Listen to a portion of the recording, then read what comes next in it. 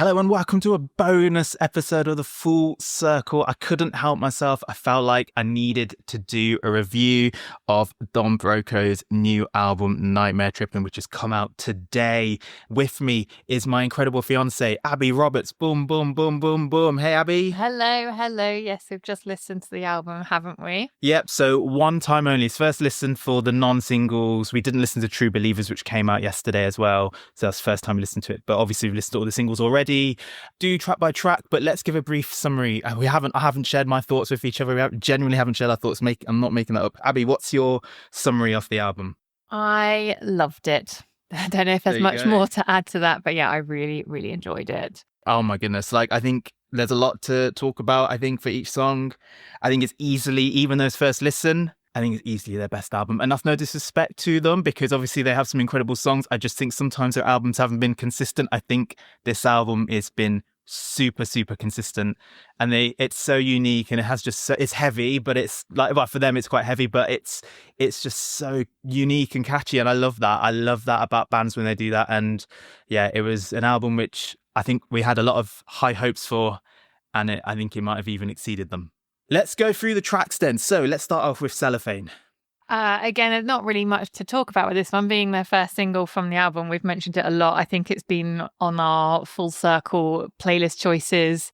And yeah, it's just a fantastic song, an absolute banger. Yeah, so good. And everyone knows how it starts. Everyone knows that riff. Everyone knows such a catchy chorus, great verses. I mean, what a perfect way to start the album. Absolutely spot on. Then we move on to Disappear. How was Disappear for you? I really enjoyed it. A little bit less impactful than Cellophane, but yeah, I still really enjoyed it. How about yourself? Yeah, so Disappear was the third single they released, I believe, and I remember thinking at that time, yeah, good song, one of the strongest singles, and yeah, really catchy. Probably one of the lighter songs, but very catchy again with the catchy verse chorus. Okay, so this is the first song that neither of us had heard for the first time. So, Somersaults. What did you make of that one? Again, I thought it was really good. Really good for a first time listen, because as we've said before, some of the Don Broco songs need a bit of a grower, but I really enjoyed that one.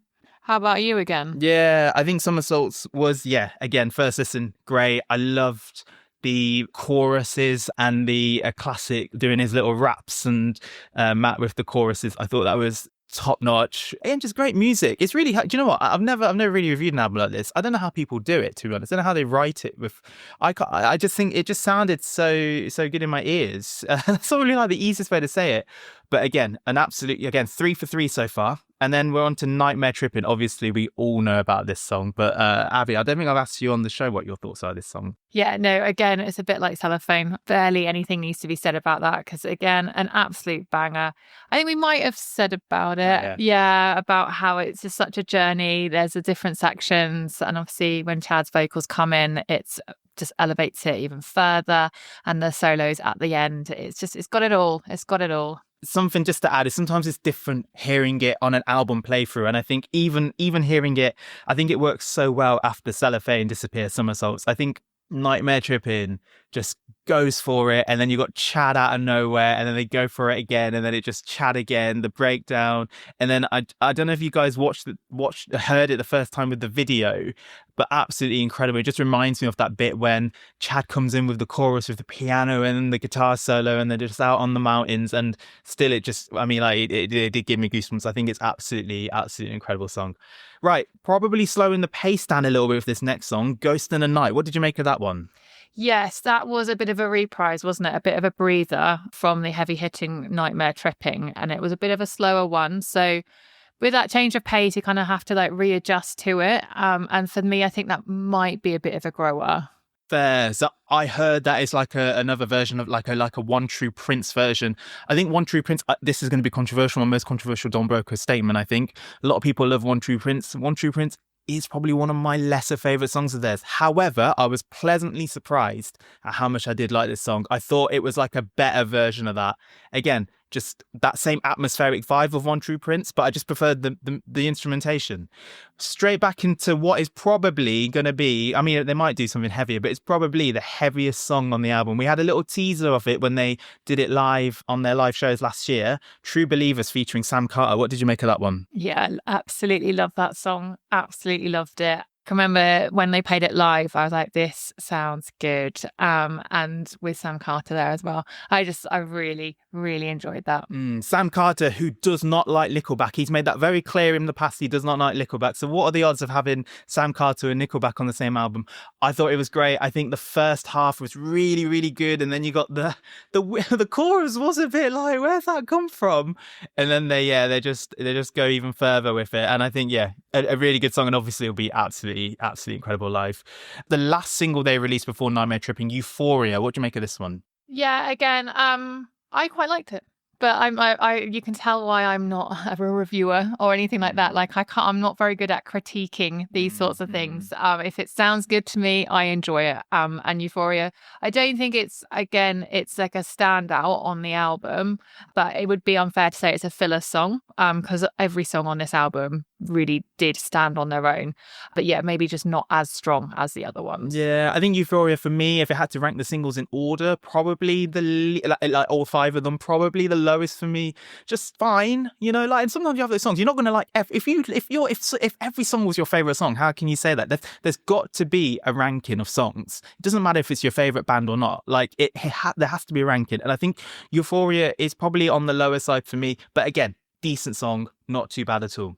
Right, weird one this one was. I want to know your thoughts. Pacify Me. Is this the one that it sounded really quite trippy? Yeah, I actually really enjoyed that. Again, very different sound. I don't know what they were using for the percussion, but I thought it was brilliant. And his voice, when he goes really deep, that did make me smile. But I actually really enjoyed that. It's different again. Yeah, different, very different. Definitely the weirdest one. I think like they've gone for like not a formula, sorry. They've gone for like a sound, and I think they've really done really well. They've like got their own sound, but I think in terms of like the weirdness, I mean, Pacify Me is definitely there for sure, and I think it is one of the better songs as well.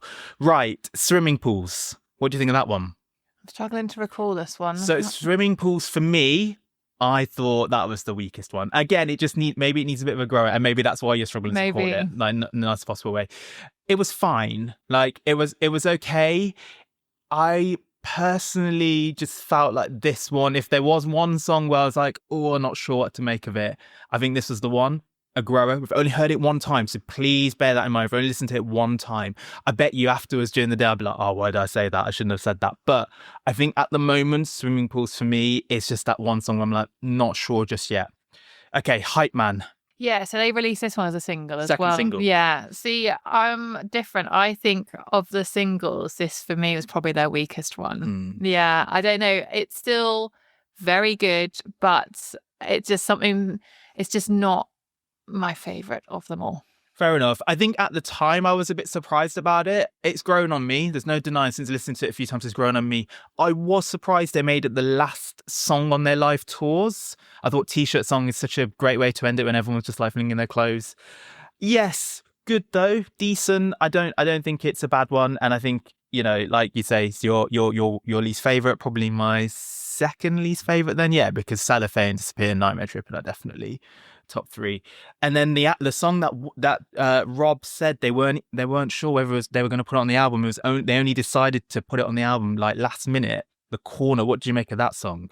I really like that. I thought that was a very nice way of ending quite a chaotic album with so much going on. It felt a bit more gentle. But yeah, I again really enjoyed it.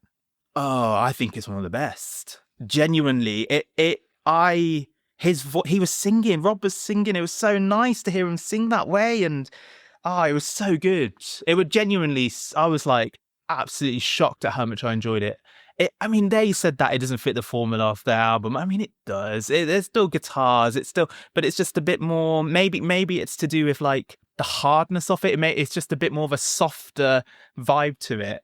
So I think on first listen, I said to Abby, I said we'll do a review if we liked it, and I think she probably knew then that I liked it based on that. I think honestly, it is a great album. I'm not even saying that to be a fanboy or anything. Like I was like, their albums before, they've always had some ups and downs. I'm so glad. I'm so happy for them. I really hope this elevates them. Really looking forward to seeing them at the Garage on Easter Sunday. It is going to be epic. Abby, what are your thoughts? Yeah, I agree. By by far their best album, and it sounds like they're really coming into their own. And I do like how, even though they're trying to be a bit heavier, like they've still got that uniqueness, which I think people that, like they've said themselves, haven't they, in interviews, it's quite hard to be a standout and be heavy because there's sometimes just that one sound you can really use. But they've done it ever so well, and the album felt like a bit of a journey.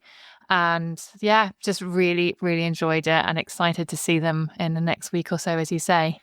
And I think if I were to do a full circle, choosing essentially the best 5 songs, or the 5 songs where I'm like, yes, you should listen to these 5 songs in particular, I think Cellophane has to be number 1. A tough one between Disappear and Somersaults, but because wouldn't have heard Somersaults as much, I would go for Somersaults number 2. Nightmare Trippin' you've got to have us on there, so that would be number 3. And then, yeah, I think because of the Sam Carter feature and because it's definitely their heaviest song, I'd go for True Believers.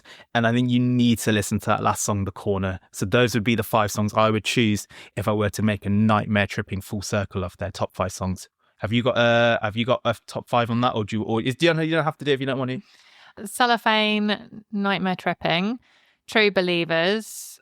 I did enjoy Pacify Me. Oh, what's the 5th one? Maybe Euphoria, actually.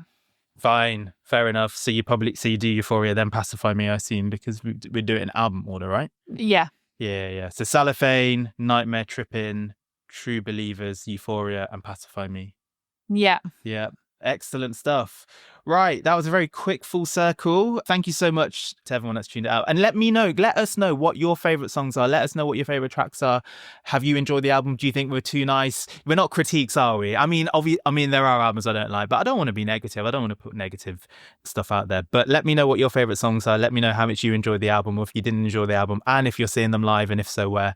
Abby, any words from you before I say my patented catchphrase? No, just happy listening, people. Enjoy the album. Yeah, thank you so much. Just remember this, stay safe, don't eat beef.